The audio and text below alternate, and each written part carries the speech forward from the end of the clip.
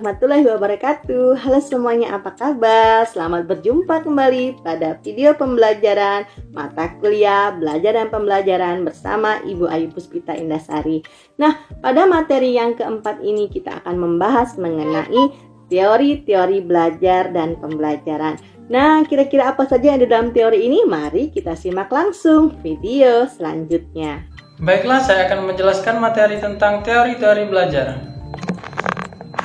Teori belajar menjadi suatu hal yang patut diketahui oleh para guru hingga orang tua, sebab macam-macam teori belajar dikatakan akan berpengaruh secara tidak langsung dengan ilmu yang akan diserap murid. Teori belajar dan istilah belajar itu berbeda. Teori adalah kumpulan konstruk yang mampu menggambarkan fenomena secara sistematis. Fenomena tersebut bisa fenomena alam ataupun fenomena sosial.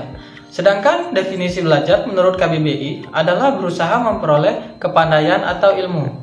Teori pendidikan atau teori belajar terdiri dari 4 macam, antara lain 1. Teori behavioristik, 2. Teori kognitif, 3. Teori konstruktivisme, 4. Teori humanistik.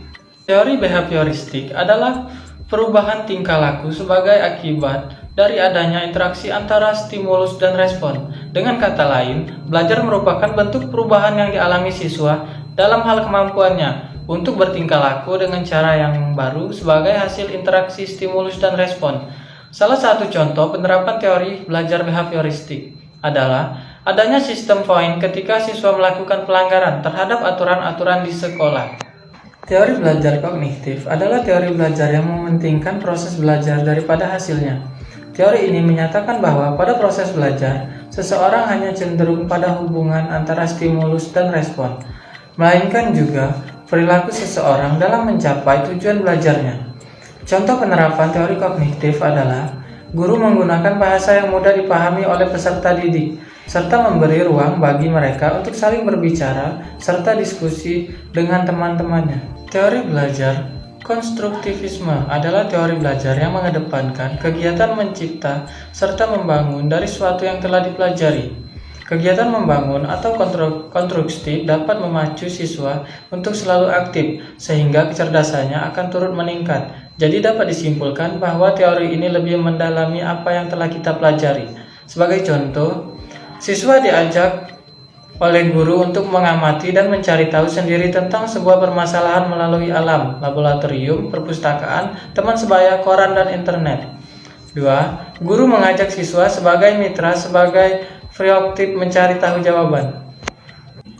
Teori belajar humanisme adalah sebuah teori yang memanusiakan manusia, di mana seorang individu, dalam hal ini peserta didik, dapat menggali kemampuannya sendiri untuk diterapkan dalam lingkungannya. Contoh teori humanistik dalam pembelajaran, antara lain, guru memberikan motivasi kepada murid agar tertarik mengikuti pembelajaran. Guru menjelaskan ulang untuk memastikan murid benar-benar mengerti. Guru memahami murid supaya mampu menyesuaikan keinginan murid. Nah, itulah tadi video pembelajaran mengenai teori-teori belajar dalam pembelajaran. Saya harap semuanya dapat mengerti dan memahami bagaimana teori-teori dalam belajar dan pembelajaran. Sampai berjumpa kembali di video selanjutnya. Assalamualaikum warahmatullahi wabarakatuh.